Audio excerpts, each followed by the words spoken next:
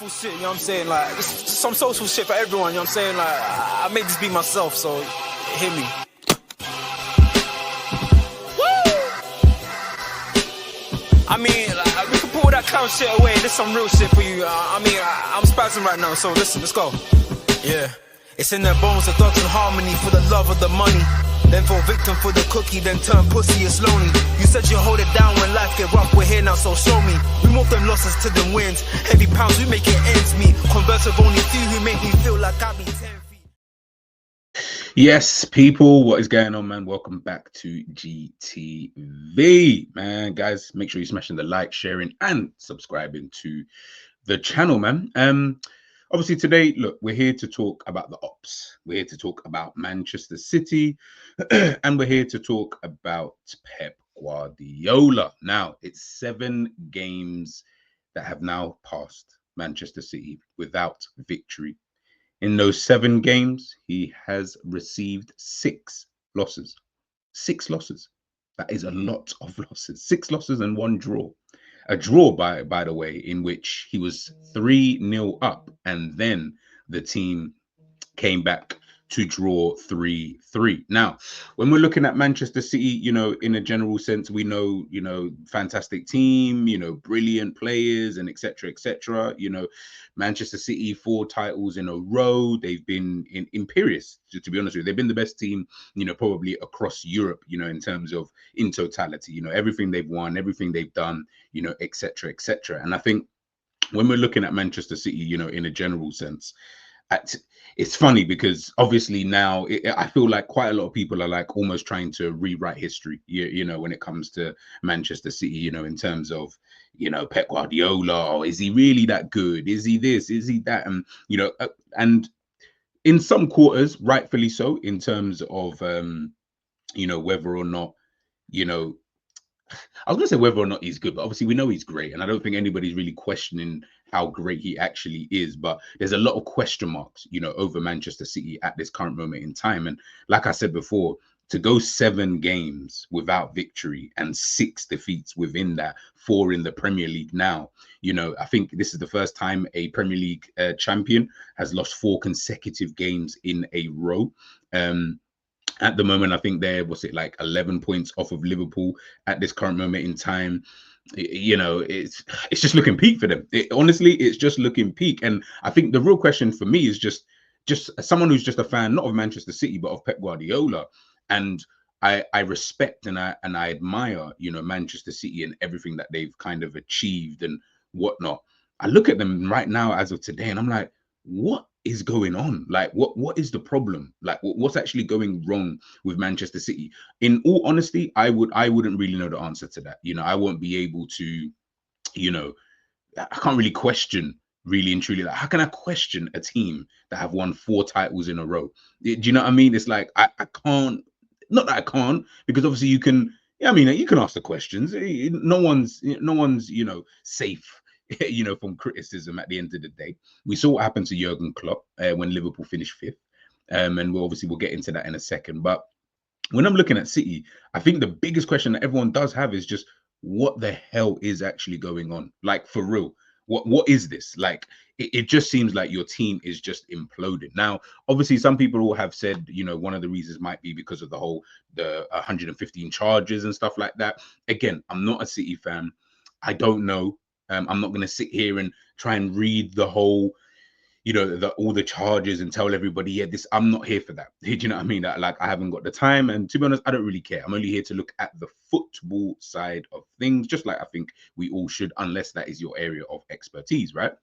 But that might have an impact. I don't know. Maybe they know like, you know, what's going to happen. Maybe some of the players, maybe some of the agents, maybe the Pep Guardiola contract situation is that, you know, I know he, you know, spoke about, well, not he himself, but I think, I don't know if it's even been agreed. I'd have to double check, but, you know, has he signed this 1-year extension? If he has so, or it's already been done and dusted, you know, was that a problem before? I mean, would that mean that the team would continue play? I don't really know, honestly. Like, I'm kind of at a loss when it comes to Manchester City and as to why they're in the position, you know, that they're in. And this, you know, great, fantastic manager, one of the best managers in football history, you know, is now in a position that for the first time in his career, that he's lost 4 consecutive games, you know, in the league. And it's the first time since 2008 that Manchester City, imagine that, 2008, 2000 in all the teams. So Roberto Mancini, Pellegrini, like all of these, you know, fantastic managers. And, you know, managers, by the way, Mancini, Pellegrini have all won Premier League titles. None of them, and they're not even as good as Pep. None of them have ever lost 4 consecutive games in a row. But for some reason, we're now seeing it now, you know, with this Manchester City team. And, you know, I look back at the game that they, you know, they played against Liverpool just yesterday, and I'm looking at it and I'm like, on paper, when you look at it on paper, and I mentioned a little bit of this in my match reaction, on paper, the team is fine. Like paper, like if there was no, if this was just like FIFA, I could just hit the restart button and everyone was at their, you know, full capacity and everyone was at their full capabilities. On paper, this team, I'm not saying that Liverpool couldn't win the game in terms of against Manchester City, because at home at Anfield, it's always going to be tough for City. They don't win there that often. So yeah, and it could have gone either way. But if you watch back the game and you see the way that, you know, City performed and stuff like that, it was a far cry from, you know, the City that we kind of know. Even in a game like this, I'm not even saying that in some, like, because in some cases we've faced City at their pomp, you know, in their heyday here, you know, so to speak, and it's been like, oh, okay, cool, you know what, City are City. Yes, they've come to Anfield, but they, you know, 2-2 draw, you know, those kind of 1-1 or whatever the case may be, you know, but they've still played in a certain way. You know, they've still got those kind of threats. They've still got this. They've still got that. But I'm watching the game and it's like your Walkers, you know, your Diaz, their Kanjis, and, you know, it's just all mad right now. It's just all mad. Again, some people have said, is it because of the whole Rodri being injured, KDB? I mean, he's not injured, but he's not really starting games. He's trying to work his way back up to full fitness. Is there something potentially going on, you know, behind the scenes? You know, as I mentioned before, Kyle Walker, Jon Stones. Obviously, Jon Stones has just been injury prone for God knows how long. Just can't seem to get himself back up to peak fitness. Kyle Walker, he's obviously, it's mad, yeah. Kyle Walker will still dust out most players, but people seem to pick on Walker when he's coming up against like the fastest of players, like Adama Traore. People are like, oh, Walker's just shit now. I'm like, Adama Traore, the same guy that will probably burst 99% of the defenders in this league. Do you know what I mean? Like, obviously, you're going to notice it because Kyle Walker is Kyle Walker, right? Like, his pace is what he relies on, you know, to get him out of trouble and what helps him in certain situations. So when he's then being outpaced by certain players, of course, you're going to notice these kind of things. But for me, I personally, I think I would have to go back to, you know, in terms of the way that City play or the way that they are playing at this current moment in time. And you know, and I can use that Liverpool game, but there have in this whole, you know, 7 games, there have been evidence of that, you know, in terms of the way that City are playing. I just don't think it's helping them out in this kind of situation, you know, that they're currently in. And I think that's where, would I say, Manchester City do need to kind of, you know, sort it out and, you know, and would I say, pattern it up, you know, so to speak, because the way that you're playing with the players that you've had injured, the players that you've got injured, it's just not helping you guys at all. And, you know, you guys can see here, you know, in terms of this has been kind of like their injury list, you know, from, you know, this season. So if we just take it just from August, should I say, you know, you've had the likes of obviously Gundogan, him obviously coming back and stuff like that. You know, listen, I myself said, bloody hell, you know, that was a masterstroke getting in someone like Gundogan to come back, you know, especially when, you know, Rodri got himself injured. So it to me, I thought it was going to help them. At this moment in time, he's not even really performing. He's obviously had injury issues beforehand. Rico Lewis, obviously, this is all in August, by the way. Rico Lewis obviously had his problems. Haaland had a little bit of problem. Jack Grealish, Rodri obviously injured. Savinho, Kovacic, Phil Foden. Cool, no worries. We start the season. Now September, Kevin De Bruyne, Haaland, personal reasons. But Nathan Ake, and Ake's been, you know what I mean, in and out just because of those same injuries. Then you've got Jack Grealish again, Kyle Walker, Jeremy Doku, Jack Grealish again, Vardio, Akanji, Savinho.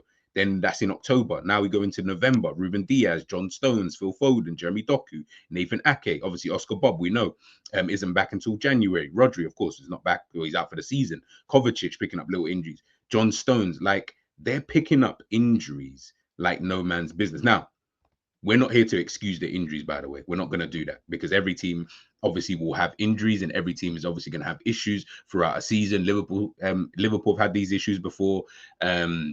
Who else has had it? Arsenal have had these issues before. Newcastle have had these. Every team has these issues. So there's no excuse in that regards. The only thing I can probably say is that, like I said before, it's the way that Manchester City, for me, again, I don't know. You'd have to ask a Manchester City fan, right? And I'm not here to act like I do know either. But it's just from outside looking in, knowing Pep Guardiola, watching Pep Guardiola for all these years, watching Manchester City for all of these years, it's so reminiscent of the way that Liverpool were, in that season when we finished 5th. It's so reminiscent of that. Now, obviously, it's funny because it's, I was saying this earlier on, it's like it took 4 Premier League titles in a row for this to kind of happen, for the teams to just end up in, this inevitable, would we say, kind of downfall, of Manchester City. When you look back at the Liverpool season, you can see there's a lot of similarities. There's a lot of similarities, with Manchester City at this current moment in time. This is Liverpool's record, against the bottom half in that season. 10 wins, 4 losses.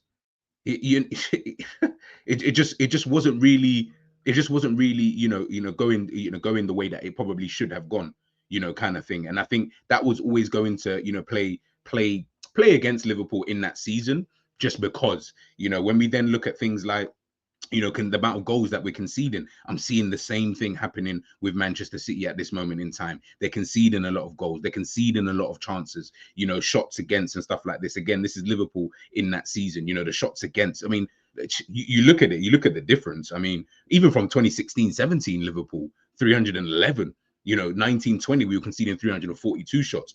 I kept saying during when people ask about when Liverpool were at their pomp and in their heyday kind of thing and etc., I kept saying, like, I could tell, like, you could see that Liverpool was slowly coming to this point, where it was just like, I don't really know. I don't really know when it comes, to Liverpool at this moment in time, that we're going to be able to sustain all of this. And you can see, obviously, 22-23, 370, shots, against is ridiculous. 103 big chances against, that's mad. And the fact that it's even 35 goals that we've, big chances, goals conceded, that's crazy in itself. That's more down to Alisson, to be honest with you, in terms of, what he's been able to do and stuff like that. And the problem is they don't have an Alisson. I'm not saying Ederson isn't that good, but they don't have an Alisson, who's going to be able to bail you out of certain situations. They don't have a Virgil van Dijk, who again, one of the best defenders of this generation, who's going to be able to bail you out, of these kind of situations. So I don't know, man. Like I said, I don't know what's going on with City. I don't know what it is. Listen, like I said, I admire and I respect Manchester City. I admire and I respect, Pep Guardiola, everything that he's done, etc., etc., like I said. And I just think that I'm looking at them and I'm just like, honestly, someone could tell me in the comment section, what the hell is it? Why is it that they're going through this? Is it just, because I'm not even going to say is it just because of Rodri, but is that playing a major factor, to things? Rodri's was playing over 40 plus games in the last 4 seasons. So if Rodri is doing that, is that, a problem, so to speak, because they don't have anybody else to be able to replace him? Is that the kind of position, that Manchester City are kind of in? Did Pep maybe, and Manchester City, because it's not just on Pep, did they kind of drop the ball when it comes to, the summer and the transfer window and stuff like that, in terms of not necessarily replacing? Obviously, they didn't envisage a point where someone that key would miss an entire season. Of course not. Nobody ever predicts that. Nobody's ever going to sit there at the beginning of a season and think the reason why I need to sign someone is because I feel like this person might go out for a season. Maybe getting in Gundogan, for example, was that kind of, Rodri doesn't have to play all the games. We can actually rest him. Obviously, they get the injury happened in the Arsenal game, but maybe they can put themselves in a position where in another game, let's say he doesn't get that injury in the Arsenal game. Maybe, I don't know what their next game was, but maybe in that next game, Gundogan plays instead.